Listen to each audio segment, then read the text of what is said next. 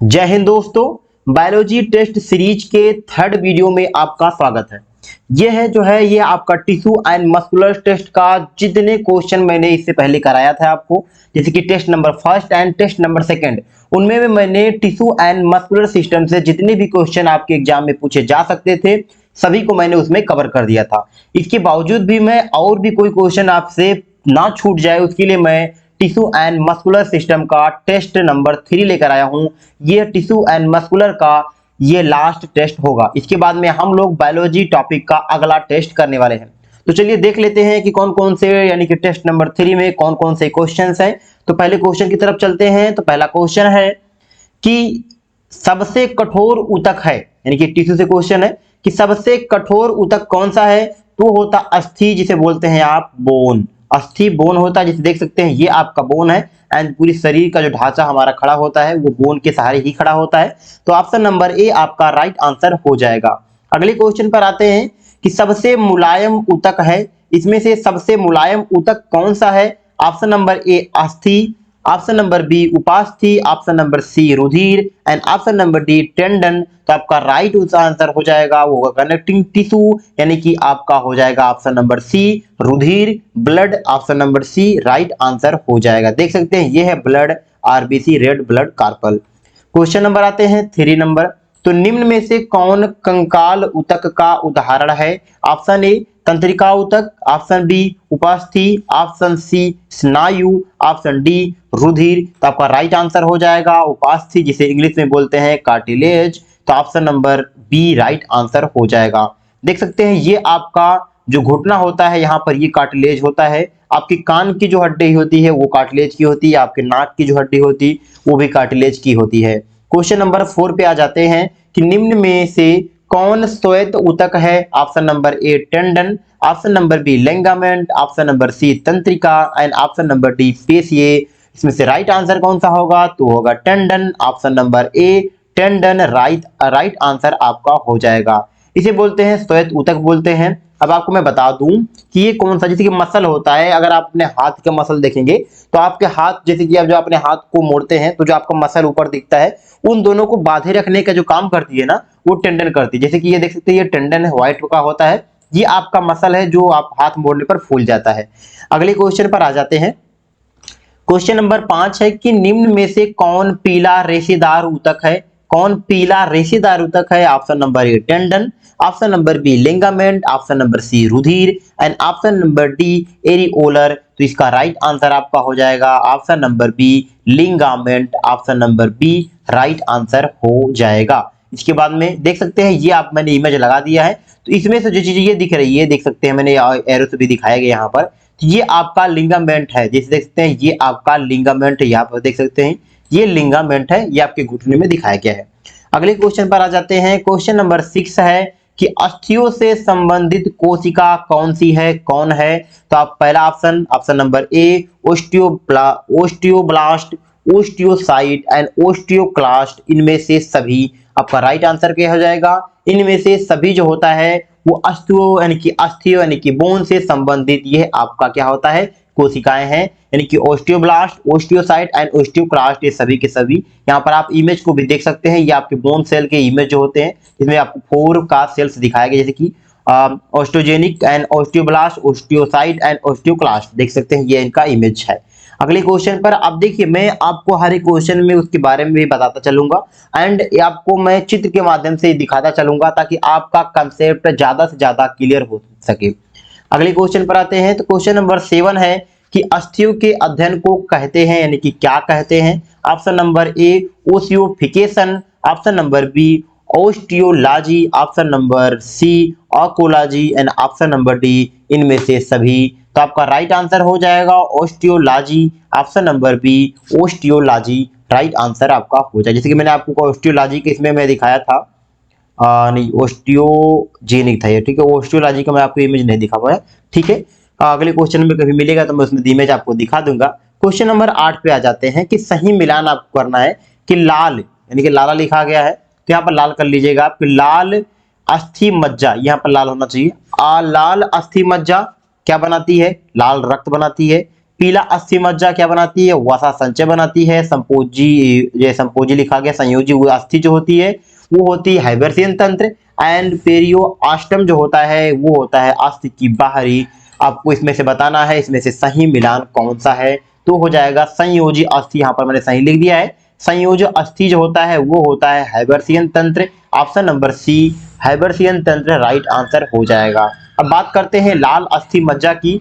तो स्पष्टीकरण के लिए कि लाल अस्थि मज्जा का मुख्य कार्य लाल रक्त कणिकाओं, सफेद रक्त कणिकाओं और प्लेटलेट का निर्माण करना होता है।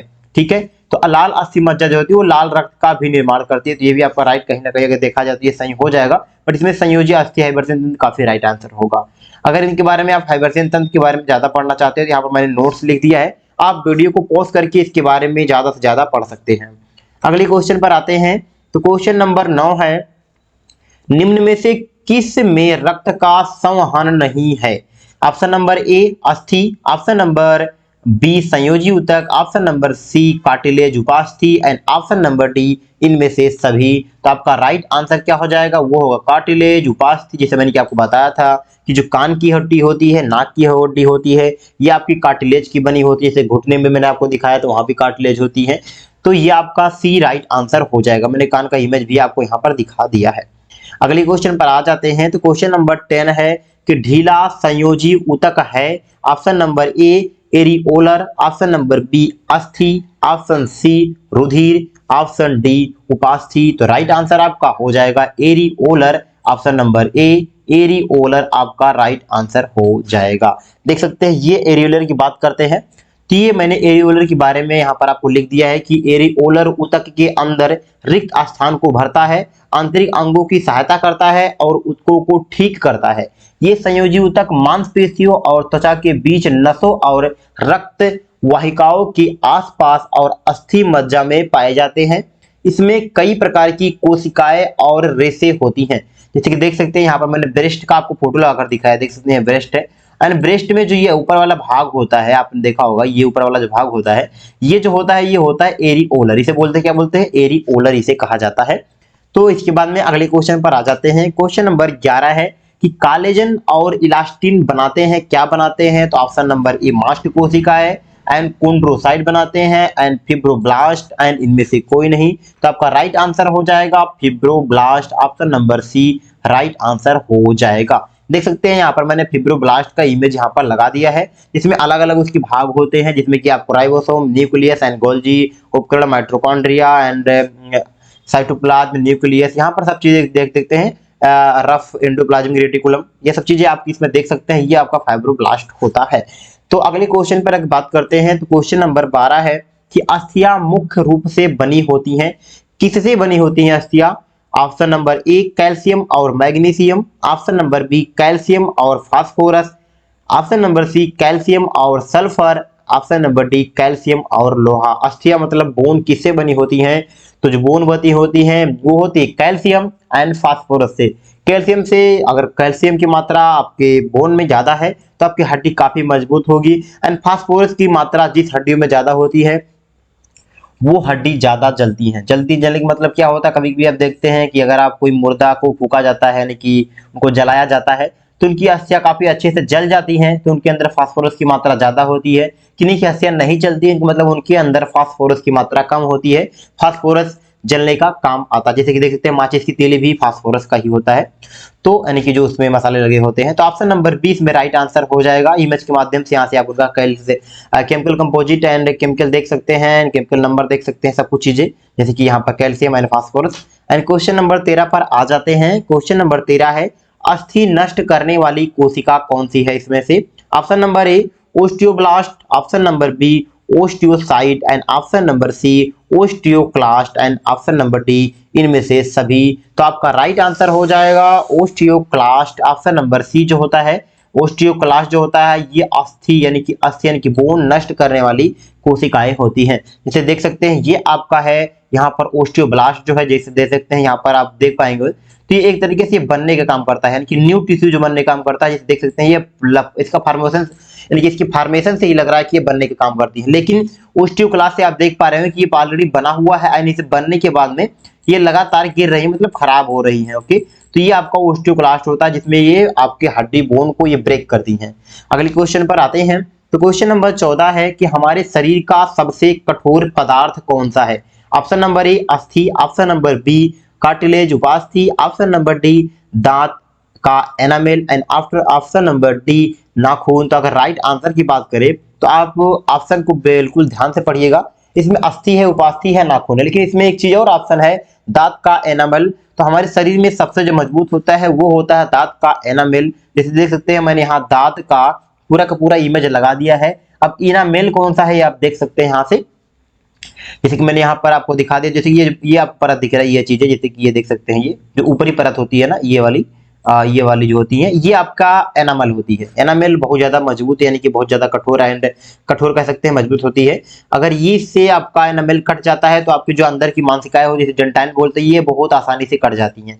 तो अक्सर आपका मेन जो हिस्सा होता है दांत का जिससे आप खाना चबाते हैं, अगर इसका मतलब कि अगर आप ब्रश करते हैं, ज्यादा तेजी से ब्रश करते हैं, बहुत ब्रश का खराब यूज करते हैं तो वो एनामल अक्सर कटने का डर ज्यादा रहता है। तो आप ब्रश सॉफ्ट का यूज किया करिए। क्वेश्चन नंबर आते हैं 15 पर कि एमिलियोब्लास्ट कोशिका पाई जाती है। ऑप्शन ए दांत में, ऑप्शन बी हृदय में, ऑप्शन सी यकृत में एंड ऑप्शन डी त्वचा में। तो आपका राइट आंसर हो जाएगा दांत में एमियोब्लास्ट कोशिका पाई जाती है। कहां पर? वो दांतों में पाई जाती है, टीथ में पाई जाती है। ऑप्शन नंबर ए आपका राइट आंसर हो जाएगा। देख सकते हैं ये ओमियोब्लास्ट का मैंने आपको यहाँ पर इमेज दिखा दिया। ये जो दिखते हैं यहाँ पर ये चीजें जो है ये जो है बाहरी आप देख पा रहे होंगे ये है ओमियोब्लास्ट। इसके बाद में अगले क्वेश्चन पर आ जाते हैं। क्वेश्चन नंबर आपका 16 है कि निम्न में से कौन लंबी अस्थि का भाग नहीं है? इनमें से कौन लंबी अस्थि का भाग नहीं है? Option number A epiphysis, option number B metaphysis and option number C diaphysis and option number D इनमें से कोई नहीं। तो आपका राइट आंसर हो जाएगा इनमें से कोई नहीं। ऑप्शन नंबर डी इनमें से कोई नहीं आपका राइट आंसर हो जाएगा। तो लंबी अस्थि के अगर भाग नहीं है तो इसमें से कोई नहीं है। एपीफाइसिस के बारे में आप यहाँ पर चीजें पढ़ सकते हैं, मैंने डिटेल में यहाँ पर चीजें लिख दी है। आप वीडियो को पॉज करके आप डिटेल से ज्यादा पढ़ सकते हैं। अगले क्वेश्चन पर आते हैं। तो क्वेश्चन नंबर 17 है कि हाइबर्सियन तंत्र पाया जाता है। ऑप्शन नंबर ए मछलियों के अस्थियों में, ऑप्शन नंबर बी उभयचरों के अस्थियों में, ऑप्शन नंबर सी पक्षियों के अस्थियों में, ऑप्शन नंबर डी स्तनधारियों के अस्थियों में। तो आपका राइट आंसर हो जाएगा स्तनधारियों के अस्थियों में। Option number D right answer हो जाएगा। हाइबर्सियन तंत्र के बारे में जैसे कि स्तनधारी जंतुओं में जो हाइबर्सियन तंत्र के बारे में बता रहा हूं मैं आपको कि स्तनधारी वस्तुओं में अस्थियों की संरचना अत्यधिक जटिल, दृढ़ व सघन होती है। अतः इनके मैट्रिक्स में रक्त की आपूर्ति हेतु अनेक नलिकाएं निर्मित हो जाती हैं जिन्हें हाइबर्सियन नलिकाएं कहा जाता है। ये हाइबर्सियन नलिकाएं जैसे कि आप इमेज के माध्यम से यहाँ पर देख सकते हैं, ये आपका हाइबर्सियन कैनल यहाँ से देख सकते हैं। ओके, इसके बाद में आते हैं अगले क्वेश्चन पर जो है क्वेश्चन नंबर 18 की आधार झिल्ली किसकी अभिलक्षण है? Option number A epithelium, option number B संयोजी ऊतक एंड ऑप्शन नंबर सी तंत्रिका ऊतक एंड ऑप्शन नंबर डी पेशीय ऊतक। तो आपका राइट आंसर हो जाएगा epithelium. Option number A epithelium नहीं एपिथेलियल होना चाहिए, यहाँ पर एम लिखा गया, कोई दिक्कत नहीं है। Epithelium option number A right answer आपका हो जाएगा। देखिए एपिथेलियल का इमेज आप यहाँ पर देख सकते हैं। एंड कौन सा एपिथेलियम जो होता है, एपिथेलियम एंड एपिथेलियम बात दोनों सेम ही कह सकते हैं आप, क्योंकि एपिथेलियल का भाग ही एपिथेलियम होता है। तो अगर ऑप्शन में आपको एपिथेलियम हो या एपिथेलियल हो आप दोनों में से कोई भी लगा सकते हैं। तो अगर बात करते हैं कि आधार झिल्ली से अभिलक्षण जो होता है तो एपिथेलियम, अगर कौन से एपिथेलियल से कौन से एपिथेलियम से कौन सा हिस्सा आपके शरीर का बना होता है, तो यहाँ इमेज के माध्यम से आप देख सकते हैं कि सिंगल एंड सिलिकेट एंड आपका सिंपल एंड सिंपल आप एपिथेलियम के माध्यम से यहाँ से देख सकते हैं। जैसे कि आपका हार्ट किससे बना होता है, वर्जाइना किससे बना होता है एंड आपका किडनी किससे बना होता है एंड आपका पूरा पाचन तंत्र किससे बना होता है। अगले क्वेश्चन पर आते हैं। तो क्वेश्चन नंबर आपका 19 है कि गले में के छल्ले मौजूद होते हैं। गले में किसके छल्ले मौजूद होते हैं? ऑप्शन नंबर ए स्नायु, ऑप्शन नंबर बी उपास्थि and option number C areolar and option number D कंडरा। तो आपका राइट आंसर हो जाएगा उपास्थि। कार्टिलेज जिसे कहते हैं, जिसे मैंने आपको बताया था, ये कान नाक के जो यानी कि मुलायम हड्डी जिसे कहते हैं ना, कान नाक में देख सकते हैं बहुत काफी मुलायम हड्डी होती है, उसे ही कार्टिलेज कहते हैं। ये आपके गले के छल्ले भी उसी से बने होते हैं। जैसे देख सकते हैं यहाँ पर मैंने इमेज के माध्यम से दिखाया, ये आपका है थायराइड कार्टिलेज है, ठीक है, इसको आप देख सकते हैं यहाँ पर। एंड इसके बाद में ये आपका क्राइकॉइड का, इसके बाद में यहाँ कार्टिलेज देख सकते हैं, एंड ये आपका कार्टिलेज है, ये भी कार्टिलेज है आपके। इसके बाद में आते हैं अगले क्वेश्चन पे, जो क्वेश्चन नंबर है आपका 20। एडिपोज ऊतक का संग्रह करते हैं। Option number A protein, option B carbohydrate, option number C वसा, ऑप्शन डी अम्ल। इसका राइट आंसर आपका हो जाएगा ऑप्शन नंबर सी वसा, फैट जिसे कहते हैं। ऑप्शन नंबर सी आपका राइट आंसर हो जाएगा। जैसे देख सकते हैं यहाँ पर मैंने फैट का एक इमेज यहाँ पर बना दे दिया है कि आपका फैट वैसे क्रिएट कैसे होता है। जैसे कि आप जानते हैं HDL LDL एंड इसके बाद में टोटल आपको कोलेस्ट्रॉल बनता है, इसके बाद में फैट हो जाता है। इसके बाद में आते हैं अगले क्वेश्चन पर। क्वेश्चन नंबर 21 है कि अस्थि मज्जा अनुपस्थित है। ऑप्शन नंबर ए सरीसृप में, ऑप्शन नंबर बी पक्षी में, ऑप्शन नंबर सी स्तनधारी में एंड ऑप्शन नंबर डी उभयचर में। तो आपका राइट आंसर हो जाएगा ऑप्शन नंबर बी पक्षी में। ऑप्शन नंबर बी पक्षी राइट आंसर हो जाएगा। अस्थि मज्जा अनुपस्थित किसमें होते हैं, तो वो होते हैं आपके पक्षी में। अस्थि मज्जा आप समझते हैं, जो आप अगर आप हड्डी को तोड़ते हैं, किसी भी हड्डी को आप तोड़ लीजिए, उसके बीच में एक आपका दिखता है एलो टाइप का, जिसे आप इंग्लिश में बोन मैरो कहते हैं। वो बोन मैरो जो होता है ना, वो आपका होता है क्या, वो होता है अस्थि मज्जा। तो आपका राइट आंसर बी। जैसे कि इमेज के माध्यम से यह देख सकते हैं, यहाँ पर जो ये है, ये भी आपका है बोन मैरो यानी कि अस्थि मज्जा। एंड यहाँ पर भी देखने को मिल रहा है जिससे आपका ब्लड का निर्माण होता है, red bone marrow and yellow bone marrow. तो ये आपका हो जाता है अस्थि मज्जा। इसके बाद में अगले क्वेश्चन पर आते हैं, जो क्वेश्चन नंबर 22 है। संयोजी ऊतक के कॉलेजन रेशे होते हैं। ऑप्शन नंबर ए पीला होते हैं, ऑप्शन बी भी पीला एंड ऑप्शन नंबर सी सफेद एंड ऑप्शन नंबर डी रंगहीन। तो आपका राइट आंसर हो जाएगा ऑप्शन नंबर सी सफेद, व्हाइट आपका राइट आंसर हो जाएगा। संयोजी ऊतक में जो कोलेजन के रेशे होते हैं, ये देख सकते हैं, ये आपका जो रेशे दिख रहा है कोलेजन फाइबर, यहाँ से देख सकते हैं, तो ये होते हैं। आपको मैंने इमेज के माध्यम से आपको दिखा भी दिया है, इसको आप अच्छे से इमेज के माध्यम से अच्छे समझ सकते हैं। कोलेजन जो होते हैं आपके, आप बाल देखते हैं, आपका जो बाल है उसमें पाए जाते हैं कोलेजन रेशे। क्वेश्चन नंबर 23 है कि में खिंचाव के कारण शरीर में मोच आती है, किसकी खिंचाव के कारण। ऑप्शन ए मांसपेशियां, ऑप्शन बी उपास्थि, option C tendon and option number D तंत्रिका। तो अगर आपकी उपास्थि जो होती है, अगर उसमें खिंचाव आ जाते हैं तो वो उसे मोच कहते हैं। जैसे कि ऑप्शन नंबर बी आपका राइट आंसर हो जाएगा। इसके बाद में अगले क्वेश्चन पर आते हैं, तो पहले तो मैं इसको मार्क कर दे रहा हूँ, ये ऑप्शन नंबर बी। एंड आप कार्टिलेज के इमेज तो मैंने आपको काफी बार दिखा दिया है। अगर इसमें खिंचाव आ जाते हैं तो आपके चमक आ जाते हैं, तो काफी लोग गांव में जाते हैं, किसी से अपना पैर बिठाने के घुटने में आ जाता है। तो क्वेश्चन नंबर आते हैं 24 पे कि कंकाल ऊतक की उत्पत्ति किस जनन स्तर से होती है। ऑप्शन नंबर ए अनंत जनन स्तर, ऑप्शन नंबर बी मध्य जनन स्तर, ऑप्शन नंबर सी बाहरी जनन स्तर एंड ऑप्शन नंबर डी इनमें से सभी। तो आपका राइट आंसर हो जाएगा मध्य जनन स्तर, option number B right answer हो जाएगा। कंकाल तंत्र की उत्पत्ति कंकाल तंत्र की उत्पत्ति जो होती है वो मध्य जनन स्तर से होती है। कहां से, मध्य जनन स्तर से होती है। तो यहाँ देख सकते हैं, यहाँ पर मैंने आपको लगा दिया है कि किस जनन स्तर से, यानी कि किस जनन स्तर से आपका कौन से भाग का निर्माण होता है। ठीक है, आप इमेज के माध्यम से अच्छे से देख सकते हैं। एंडोडर्म लेयर से क्या होता है, digestive system, liver, pancreas and lungs and mesoderm system से circulatory system and lungs and skeleton and muscles and ectoderm जो इनकी बाहरी परत जो होती है उसे hair and nails and skin and nervous system का निर्माण होता है। ये आप इमेज के माध्यम से ज्यादा इसको समझ सकते हैं। अगले क्वेश्चन पर आते हैं, तो क्वेश्चन नंबर 25 है कि हाइपरप्लेसिया है क्या है।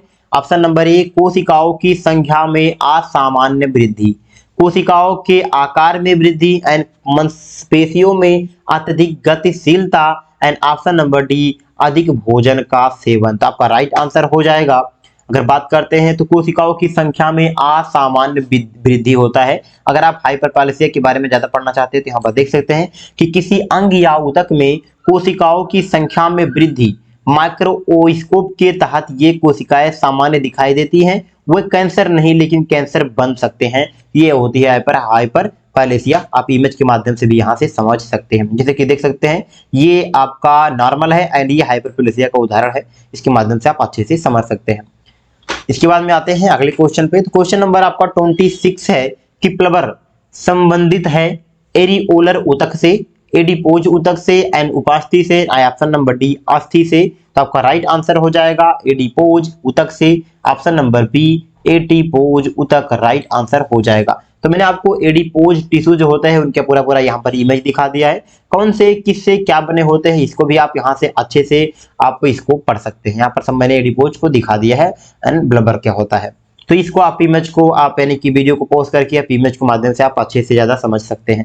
क्वेश्चन नंबर आपका 27 है कि इनमें से कौन सबसे छोटी जीवित कोशिका है। ऑप्शन नंबर ए जीवाणु, ऑप्शन नंबर बी विषाणु and option number C mollusca and option number D फफूंदी। तो आपका राइट आंसर हो जाएगा जीवाणु, option number A right answer हो जाएगा। यहाँ पर देख सकते हैं अलग अलग टाइप के आप यहाँ पर जीवाणु देख सकते हैं, इसके नाम भी आपको मेंशन किए गए हैं, इस तरीके से आप इन जीवाणु को देख सकते हैं। अगले क्वेश्चन पर आते हैं। तो क्वेश्चन नंबर आपका 28 है ल्यूकेमिया या रक्त की कैंसर किस असामान्य वृद्धि से होता है। ऑप्शन नंबर ए लाल रक्त कणिकाएं से होता है, श्वेत रक्त कणिकाएं एंड रुधिर प्लाज्मा से होता है।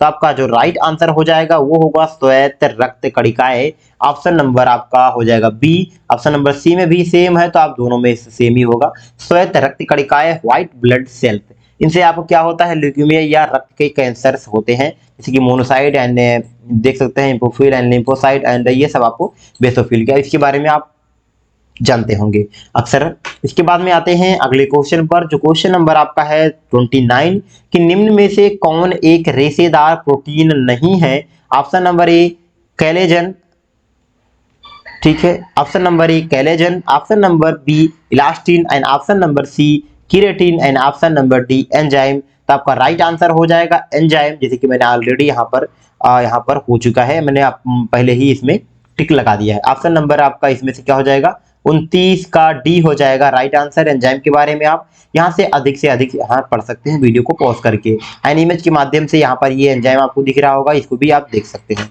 इसके बाद में आते हैं क्वेश्चन नंबर 30 है कि मानव शरीर में सबसे अधिक पाया जाने वाला प्रोटीन है, इसमें से कौन सा है, कोलेजन, इलास्टिन, कीरेटिन या एक्टिन। तो आपका राइट आंसर हो जाएगा collagen, option A right answer हो जाएगा। अगर बात करें तो दरअसल कोलेजन जो होता है शरीर में पाए जाने वाला रेशेदार प्रोटीन है। शरीर में पाए जाने वाला प्रोटीन का 1/3 हिस्सा कोलेजन होता है, जो हड्डियों, मांसपेशियों, त्वचा, बाल, लिगामेंट और टेंडन के लिए जरूरी है। कोलेजन से त्वचा को ताकत और लोच मिलती है। कोलेजन में कमी के साथ त्वचा ढीली और खुरदरी होने लगती हैं, जोड़ सख्त और दर्दनाक हो जाते हैं और हड्डियां कमजोर हो जाती हैं। कोलेजन एक जटिल प्रोटीन है जो लंबे रेशों से बना होता है। कोलेजन बनाने वाली एमिनो एसिड में ग्लाइसिन एंड प्रोलाइन एंड हाइड्रोक्सीप्रोलाइन और अर्जिनियन शामिल है। ऑप्शन नंबर इसमें ए आपका राइट आंसर हो जाएगा। अगर आप अधिक से ज्यादा पढ़ना चाहते हैं तो यहाँ पे कोलेजन के बारे में मैंने लिखा है, इसको आप पॉज करके वीडियो को अच्छे से पढ़ सकते हैं। क्वेश्चन नंबर 31 है कि इनमें से कौन एक संयोजी ऊतक नहीं है। ऑप्शन नंबर ए कॉम्पैक्ट अस्थि, ऑप्शन नंबर बी स्पंजी अस्थि एंड ऑप्शन नंबर सी रक्त एंड ऑप्शन नंबर डी हृदय की पेशी। तो आपका राइट आंसर हो जाएगा स्पंजी अस्थि, ऑप्शन नंबर बी स्पंजी अस्थि राइट आंसर हो जाएगा। इसमें देख सकते हैं यहाँ पर मैंने स्पंजी अस्थि जो होता है उसका मैंने इमेज लगा दिया है, तो ये आपका स्पंजी अस्थि होता है। यहाँ पर जो हिस्सा दिख रहा है आपको ये स्पंजी अस्थि होता है। क्वेश्चन नंबर आपके आते हैं 32 पे कि सभी जटिल जंतुओं में प्रकार के मूल ऊतक पाए जाते हैं। सभी जटिल जंतुओं में प्रकार के मूल ऊतक पाए जाते हैं, मतलब कितनी प्रकार के पाए जाते हैं 1 2 3 4। तो आपका राइट आंसर हो जाएगा 4, option number D right answer हो जाएगा। जैसे देख सकते हैं मैंने यहाँ पर इमेज लगा दिया है एंड सभी जो 4 प्रकार के होते हैं सभी के नाम दे, जैसे कि 1 एंड 2 एंड 3 एंड 4। इसके बाद में चलते हैं क्वेश्चन नंबर अगले यानी कि 33 क्वेश्चन पे कि इनमें से कौन संयोजी ऊतक नहीं है। Option number A blood and option number C bone and option number C त्वचा and option number D cartilage. तो आपके राइट आंसर हो जाएंगे त्वचा जो होता है वो आपका एक संयोजी ऊतक नहीं है। Option number C right answer आपका हो जाएगा। इसके बाद देख सकते हैं यहाँ पर इमेज के माध्यम से आप इसमें से अच्छा से ज्यादा इसको आप समझ सकते हैं। इसके बाद में चलते हैं क्वेश्चन नंबर अगले क्वेश्चन पे। क्वेश्चन नंबर आपका 34 है कि मानव शरीर में सबसे अधिक पाया जाने वाला ऊतक है। Option number A epithelial, option number B संयोजी, ऑप्शन नंबर सी पेशीय, option number D neural. Option number आपका राइट आंसर हो जाएगा बी, ऑप्शन नंबर बी संयोजी आपका राइट आंसर हो जाएगा। संयोजी टिश्यू जो होते हैं, कनेक्टिंग टिश्यू जो होते हैं, संयोजी ऊतक के प्रकार जितने भी होते हैं मैंने यहाँ इमेज के माध्यम से आपको दिखा दिया है, इसको आप अच्छे से देख सकते हैं। अगले क्वेश्चन पर आते हैं। तो क्वेश्चन नंबर 35 है कि इसमें कौन सा कोशिका एंटीबॉडी, इसमें से कौन सा कोशिका एंटीबॉडी बनाती है। Option number A eosinophil, monocyte and basophil. तो आपका राइट आंसर जो हो जाएगा वो होगा lymphocyte. Option number D lymphocyte आपका राइट आंसर हो जाएगा। जैसे देख सकते हैं ये आपके ब्लड के सेल्स है, इसमें आपका लिम्फोसाइड यहाँ पर है। तो ये ऑप्शन नंबर डी जो होगा ये आपका एंटीबॉडी बनाता है, तो ये आपका राइट आंसर हो जाएगा। इसके बाद में चलते हैं। जैसे कि आप सब जानते हैं कि मैंने अभी तक टिश्यू एंड मस्कुलर सिस्टम के जितने भी क्वेश्चन आपके एग्जाम में पूछे जा सकते हैं सभी को मैंने कवर कर दिया। फर्स्ट टेस्ट में मैंने 25 क्वेश्चन एंड सेकंड क्वेश्चन में 50 क्वेश्चन एंड थर्ड टेस्ट में 35 क्वेश्चन को कवर किया गया है। टोटल मिलाकर आपका लगभग यानी कि 35 एंड 50 85 एंड 90 यानी कि 120 उसके क्वेश्चन आपसे हो चुके हैं। तो हमें नहीं लगता कि अब टिश्यू एंड मस्कुलर सिस्टम से और भी क्वेश्चन कहीं आपके बन सकते हैं। सभी क्वेश्चन को इसमें कवर कर दिया गया है।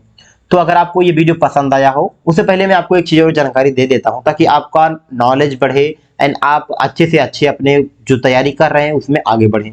तो क्वेश्चन ये है आपका इंपॉर्टेंट नोटिस जो है कि अगर आप किसी भी सब्जेक्ट का टेस्ट, मल्टीपल चॉइस क्वेश्चन या वन लाइनर क्वेश्चन को आप क्विज के माध्यम से अटेंड करना चाहते हैं तो ये वेबसाइट जो आपको नीचे दिया गया है, ये वेबसाइट ये आपके लिए बहुत उपयोगी है। इस वेबसाइट पर जाइए, यहाँ पर आपको हर एक सब्जेक्ट का, चाहे वो आप किसी भी एग्जाम की तैयारी कर रहे हो, सभी का आप यहाँ पर वन लाइनर क्वेश्चन एंड आप टेस्ट एंड क्विज को अटेंड कर सकते हैं एंड अपना स्कोर भी यहाँ से चेक कर सकते हैं। इसके बाद में दूसरा जो जानकारी है वो अभी आपके लिए बहुत इंपॉर्टेंट है। अगर आप किसी भी एग्जाम की आप तैयारी कर रहे हैं तो जरूरी होता है कि आप उसके लिए आप current affair, international news and share market का न्यूज एंड और जो न्यूज़ेज चल रही हैं अतीत की घटनाएं का एंड जो प्रेजेंट में न्यूज चल रही है उनका आपको कंप्लीट एनालिसिस आप इस वेबसाइट पे देख सकते हैं। जैसे कि आप अभी हाल ही में आपने देखा होगा कि केरला स्टोरी, तो केरला स्टोरी की जो पूरी घटनाएं हैं क्या ये रियल है या फेक है, इसके बारे में मैंने ऑलरेडी एक ब्लॉग लिख दिया है। ब्लॉग मतलब कि एक वेबसाइट मैंने पोस्ट कर दिया है, उसके माध्यम से आप देख सकते हैं। वहां पर मैंने हर कम से कम 40 यानी कि 14 से लेके 20 तक आपको मैंने उसमें दिया है कि क्या रियलिटी है क्या नहीं, मतलब रेफरेंस दिए हैं। तो उसके माध्यम से आप अच्छे से अच्छे देख सकते हैं। तो आपके लिए वेबसाइट है जिसमें .in आप लास्ट में लगाएंगे वेबसाइट में, तो आप यहाँ वेरी इंपॉर्टेंट नोटिस जो है आपका यहाँ पर न्यूज आपको मिल जाएंगे। जैसे कि इंटरनेशनल न्यूज, शेयर मार्केट की, अतीत की घटनाएं, वेब स्टोरीज आपको यहाँ पर मिलने वाले हैं। अगर आपको ये वीडियो पसंद आया है तो वीडियो को एक लाइक कर दीजिए, चैनल को सब्सक्राइब कर लीजिए, बेल आइकन को जरूर दबा लीजिए ताकि जैसे ही मैं बायोलॉजी का नेक्स्ट टेस्ट लेकर आऊं, यानी कि बायोलॉजी टेस्ट सीरीज तो लगातार चल ही रहा है, उसमें मैं कोई अदर टॉपिक आप कमेंट करके बता सकते हैं कि इससे आप किस टॉपिक पर आप अगला टेस्ट या क्विज चाहते हैं, मैं उसी पे वीडियो आपके लिए बना दूंगा। चलिए मिलते हैं किसी अन्य वीडियो में।